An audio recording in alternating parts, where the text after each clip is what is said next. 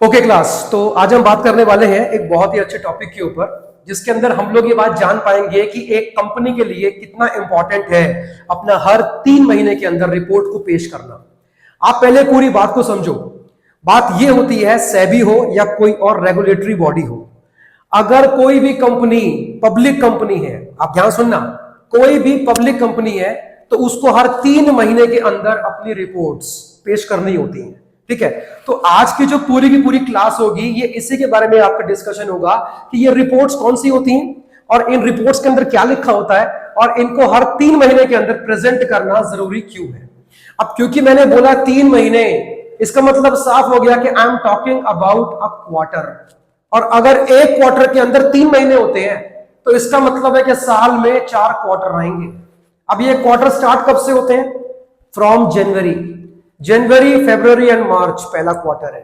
इसके बाद 3-3 महीने के गैप के अंदर आप पूरा का पूरा टाइम लगा लीजिए, तो इसका मतलब है कि साल के अंदर 4 क्वार्टर आएंगे और हर 3 महीने के एंड पे, मतलब हर एक क्वार्टर के एंड पे कंपनी को अपने रिपोर्ट्स को सेबी के सामने या किसी और रेगुलेटरी बॉडी के सामने पेश करनी होती है, क्योंकि उसी के बलबूते पर कंपनी के इन्वेस्टर्स या जो कंपनी में पैसा लगाना चाहते हैं या जो ऑलरेडी कंपनी पर पैसा आपका लगा के बैठे हैं, वो इस बात का फैसला कर पाते हैं कि हमें अपना इन्वेस्टमेंट कंटिन्यू करना चाहिए या कंपनी से विड्रॉ करना चाहिए या कंपनी के शेयर्स को हमको बेचना चाहिए। वो क्वार्टरली जो आपके रिपोर्ट्स बनती हैं उसी के बेस पर तय करते हैं। इवन बैंक्स, गवर्नमेंट, आपके इन्वेस्टर्स, हर कोई आपके क्वार्टर की रिपोर्ट्स को चेक करता है और उसी के बेस पर यह तय करता है कि हाँ भाई कंपनी कितनी प्रॉफिटेबल है।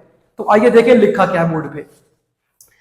सवाल यह है कि do private companies need to disclose the quarterly reports. जैसा कि मैंने आपसे बोला, कंपनी का परफॉर्मेंस कितना बढ़िया चल रहा है, इस चीज को जांचना कैसे होता है? सर हर 3 महीने के एंड पे होता है। ठीक है, आपको अपनी कुछ इंपॉर्टेंट डॉक्यूमेंट्स स्टेक होल्डर्स के सामने पेश करनी पड़ती है ताकि उसी के बेस पर वो ये फैसला कर सके कि आपकी कंपनी कितनी प्रॉफिटेबल है या आपकी कंपनी के शेयर्स को होल्ड करना उनके लिए किस हद तक क्या है, फायदेमंद है। ठीक है, तो अभी तो जो हम बात कर रहे हैं वो क्या है कि प्राइवेट कंपनी के सामने ये रिक्वायरमेंट है या नहीं, जरूरी है या नहीं प्राइवेट कंपनी के लिए कि वो हर 3 महीने के बाद अपना रिपोर्ट्स पेश करे। ठीक है, a companies quarterly report typically includes an executive summary, a review of the key performance indicators, KPIs, detailed क्या लिखा है, फाइनेंशियल स्टेटमेंट्स लाइक आपका इसमें क्या लिखा है आपका income statement and balance sheet. देखो क्या मतलब है, साफ साफ बिल्कुल साफ बात लिखी हुई है कि कंपनी को हर 3 महीने के अंदर अपना परफॉर्मेंस को शो करना पड़ता है और उसके लिए आपको कुछ इंपॉर्टेंट डॉक्यूमेंट्स पेश करने पड़ते हैं अपने स्टेक होल्डर्स के सामने। उनमें से कुछ के नाम लिखे हैं, जरा पढ़ना। जैसे कि इनकम स्टेटमेंट, सेकंड आपकी कंपनी की बैलेंस शीट। ठीक है, और इसी के बेस पर क्या होता है, जांचा जाता है सर कंपनी का परफॉर्मेंस, एनालाइज किया जाएगा कि कंपनी के रिजल्ट्स कैसे कैसे आ रहे हैं, सिग्निफिकेंट इवेंट जो आपकी कंपनी में हो रहे हैं हर क्वार्टर के एंड में, और फ्यूचर में आपकी कंपनी के शेयर्स को होल्ड करना इन्वेस्टर्स के लिए कितना प्रॉफिटेबल हो सकता है। इसीलिए सेबी बोलता है कि जो भी कंपनी स्टॉक मार्केट पे लिस्टेड है, they all are required to disclose their annual statements, they all are required to disclose their important documents at the end of every quarter, उनको पेश करना पड़ेगा। ठीक है, क्योंकि बहुत लोगों का पैसा लगा है आपकी कंपनी के ऊपर, उनको भी मालूम होना चाहिए कि आपकी कंपनी के शेयर्स को होल्ड करना उनके लिए कितने फायदेमंद है। बात समझ में आ रही है? आगे बढ़ते हैं। कुछ नहीं, ये सिंपली क्या है, देखो यहां पे क्या लिखा है, फ्यूचर प्रोजेक्शंस ऑल क्या लिखा है आपको, providing a snapshot of companies performance over the past 3 month. पिछले 3 महीने में आपकी कंपनी ने कितने झंडे गाड़े हैं उसके बारे में ये रिपोर्ट्स आपको पेश करनी पड़ती हैं हर 3 महीने के अंत में। बात समझ में आ रही है? इसका मतलब है कि सर 4 बार पूरे साल में आपको ये रिपोर्ट पेश करनी पड़ेगी। बात सही है? अब देखो मैं रिपीट नहीं करूंगा कि क्यों करनी पड़ेगी, वो आपने जान लिया। ठीक है, ओके, लिखता है। हाँ, अब आते हैं मुद्दे की बात पर। जो पॉइंट है हमारा बात करने का कि क्या प्राइवेट कंपनी के लिए भी डिस्क्लोजर मैंडेटरी है, क्या प्राइवेट कंपनी को भी अपना क्वार्टरली रिपोर्ट पेश करना पड़ेगा? तो answer is big no. Private company के लिए ऐसा कोई भी मैंडेटरी रिक्वायरमेंट नहीं है। ये क्वार्टरली रिपोर्ट अपनी पेश भी कर सकती हैं, नहीं भी पेश कर सकती हैं, लेकिन किसी भी तरह का कोई इनके ऊपर क्या नहीं है, बर्डन नहीं है कि इनको पेश करना ही पड़ेगा। क्या समझे आप? बात समझो। इसका मतलब साफ हो गया, क्वार्टरली रिपोर्ट की जो इंपॉर्टेंट कंप्लायंस है ये पब्लिक कंपनीज के लिए होती है। पब्लिक कंपनी क्या होती है सर? पब्लिक कंपनी वो कंपनी है जिसके शेयर्स स्टॉक मार्केट पे बाय एंड सेल हो सकते हैं। आप जिस कंपनी की सिक्योरिटीज को ना स्टॉक मार्केट पे खरीद और बेच सकते हो वो पब्लिक कंपनी होती है। ये चीज आपको ध्यान रखनी है। और ये डिस्क्लोजर क्वार्टरली रिपोर्ट्स का सिर्फ पब्लिक कंपनी के लिए क्या है, कंपलसरी है। ठीक है, मतलब प्राइवेट कंपनी के ऊपर ऐसा किसी भी तरह का कंपल्शन नहीं है। कर भी सकते हैं, नहीं भी कर सकते हैं। अच्छा, अब सवाल यह आता है कि सर प्राइवेट कंपनी के ऊपर ये रेस्ट्रिक्शन क्यों नहीं है? प्राइवेट कंपनी के लिए मैंडेटरी रिक्वायरमेंट क्यों नहीं है कि उनको हर 3 महीने के एंड में अपनी रिपोर्ट्स को पेश करना पड़ेगा अपनी परफॉर्मेंस को शो करने के लिए? देखते हैं। No, a private company is generally not required to present, क्या लिखा है, quarterly reports as they are not obligated. यही तो इसका रीजन लिखा है, they are not obligated to publicly disclose their financial information. बात समझ में आई? ज्यादा नहीं बोलूंगा तब भी क्लियर है कि सर जिस तरह पब्लिक कंपनी को डिस्क्लोज करनी पड़ती है अपनी हर 3 महीने के अंदर अपना फाइनेंशियल परफॉर्मेंस, वैसे प्राइवेट कंपनी को डिस्क्लोज करने की जरूरत नहीं है। अब जवाब दो क्यों? क्योंकि प्राइवेट कंपनी के शेयर्स पब्लिक के लिए नहीं होते।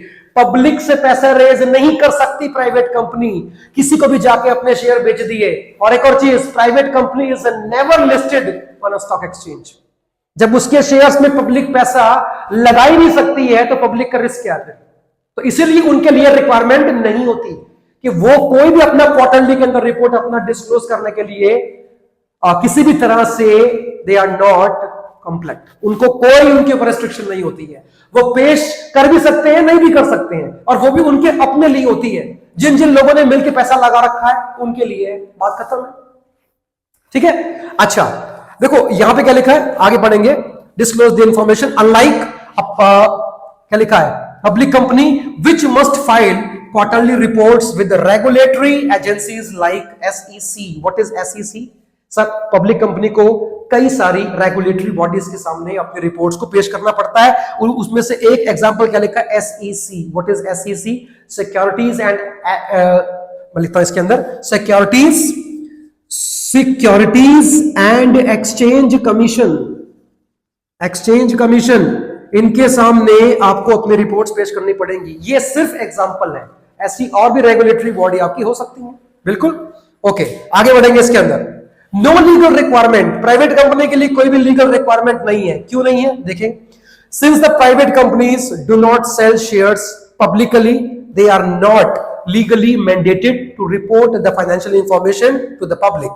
क्योंकि पैसा पब्लिक ने नहीं लगाया, उनका रिस्क नहीं है, तो वो अपने रिपोर्ट्स भी जनता के सामने क्यों पेश करेंगे? नहीं भी करेंगे तो भी काम चलेगा। ओके, इंटरनल रिपोर्टिंग, अंदर के लिए, अपने पर्सनल रिकॉर्ड्स के लिए, परफॉर्मेंस को जांचने के लिए, अपने लिए वो अगर चाहे तो अपनी रिपोर्ट्स पेश कर सकते हैं। कैसे?